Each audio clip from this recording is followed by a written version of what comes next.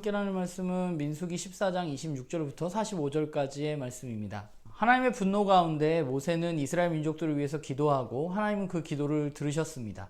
그런데 그 기도를 들으셨다고 해서 하나님이 이 문제를 그냥 넘어가시는 것이 아니라 하나님은 이스라엘의 원망에 대해서 그에 합당한 처벌을 내리기를 원하십니다.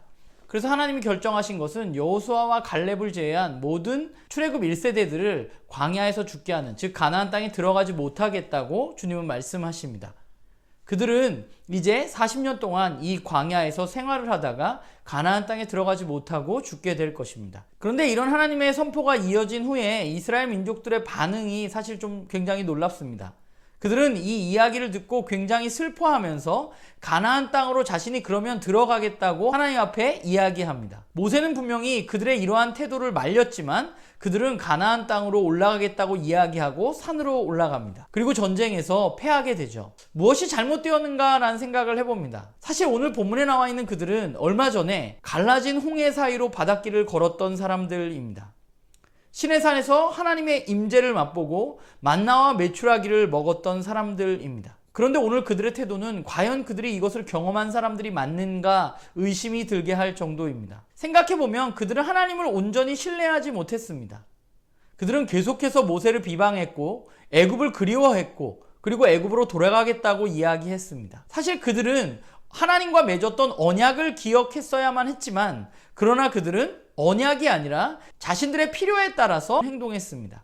하나님의 말씀에 귀 기울이지 않고 오히려 자신의 뜻대로 그들은 움직이기 시작한 것이죠. 하나님의 원망에 대한 심판 앞에서 그들은 오늘 40절을 보면 자신들이 범죄했다고 하나님 앞에 고백합니다. 그런데 그럼에도 불구하고 그들은 하나님의 뜻을 받아들이지 않습니다. 그들의 고백은 죄가 무엇인지 알지 못하는 사람들의 고백인 것처럼 보여지기까지 합니다. 죄는 하나님의 말씀을 따르지 않는 것입니다. 그들은 하나님이 이미 심판을 선포했음에도 불구하고 그것을 받아들이지 않고 전쟁을 위해서 산으로 올라가고 있습니다. 자신들의 마음대로 행동하면서 그들은 하나님 앞에 자신들이 하나님께 범죄했다고 말하고 있는 것이죠. 하나님 원래 그 땅에 들어가라고 했으니까 우리가 이렇게 들어가주면 되는 거 아니냐라는 식의 태도를 보이고 있는 것입니다. 이스라엘이 어떤 민족이어야 하는가 생각해 본다면 하나님의 말씀을 따라서 살아가야만 하는 사람들입니다. 그들이 말씀을 신뢰하지 못하고 범죄했다면 그들은 이제 하나님 앞에 자신의 죄를 회개하고 하나님의 뜻을 받아들이고 하나님이 원하시는 삶을 살았어야만 합니다. 그러나 그들이 취한 태도는 하나님께 범죄했다고 이야기하지만 여전히 자신의 뜻대로 행동하는 것이었습니다.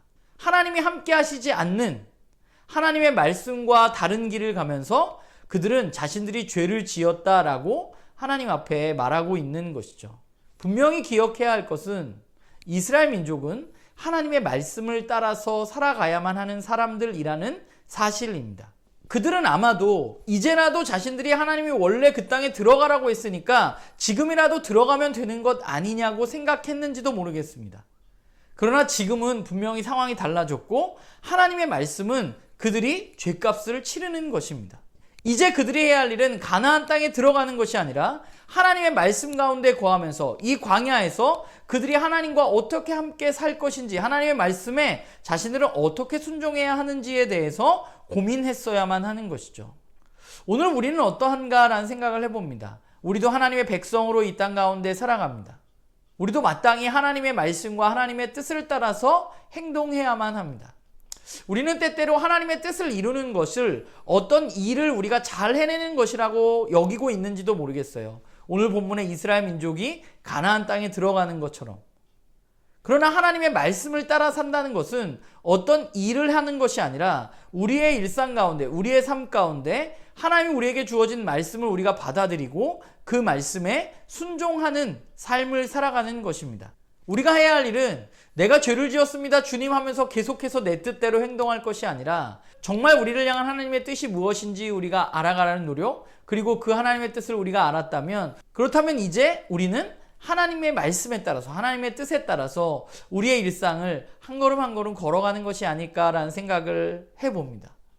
바라기는 우리 모두가 내 뜻이 아니라 하나님의 말씀을 따라서 살아가는 그런 삶을 선택하는 우리 모두가 되기를 소망합니다.